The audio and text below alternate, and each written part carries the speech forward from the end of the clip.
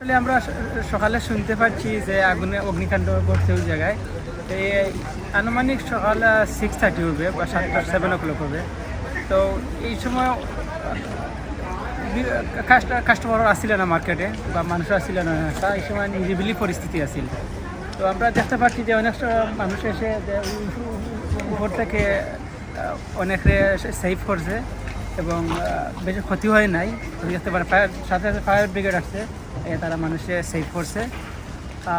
এর সাথে সাথে মানুষ জড়িত হয়ে গেছে, আর কোনো ক্ষয়ক্ষতি হয় না, আমরা দেখতে পাই নাই।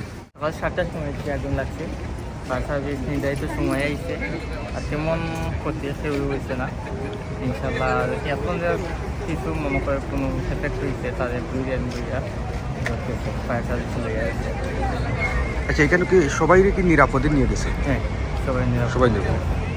একজন যে কাপড় দিয়ে করে নিয়ে ডাইকা নিছে, ওই ওনার কি তেমন ক্ষতি? না, আসলে ওই তেমন নাই, কিছুটা ফাপ হয়তো বা লাগছে, ইঞ্জুরি হয়েছে। আর ভিতরে কেমন ক্ষতি হয়েছে, এই ধরনের কোনো পাইছে কিনা? এখনো কোনো তেমন কিছু ক্ষতি হয়েছে না। আর ক্ষতি হয়েছেও, আগুন লাগছে, স্বাভাবিক তো ক্ষতি হওয়ার কথাও। এখনো ফায়ার সার্ভিস হয়েছে, তারা কার্যক্রম করে, পুলিশ আছে। আজকে দুর্ঘটনা একটা দেখছেন আপনারা দেখা মনে হয়।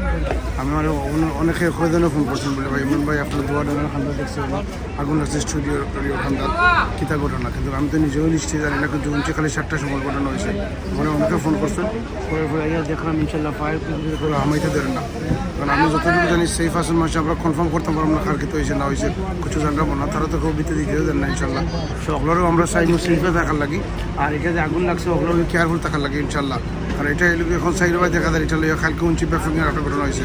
আমরা সকল উড অফ system everybody have to careful that এবং this is fire is very dangerous for everybody ইনশাল্লাহ।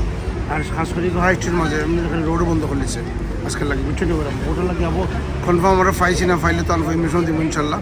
আর এখন এমন হাই স্ট্রিটের মাঝে দেখাও ঘটনা, এটা এখন অহরহ ঘটনা ঘটে। আমরা কোনো হকলো কি এই ব্যাপারে সেফে থাকতাম, আগুন টাগুলে বাচ্চাকে চাও না কাজ ইনশাল্লাহ হকলো সেফ করার কাছে উইয়ে দেন ইনশাল্লাহ। Thank you very much.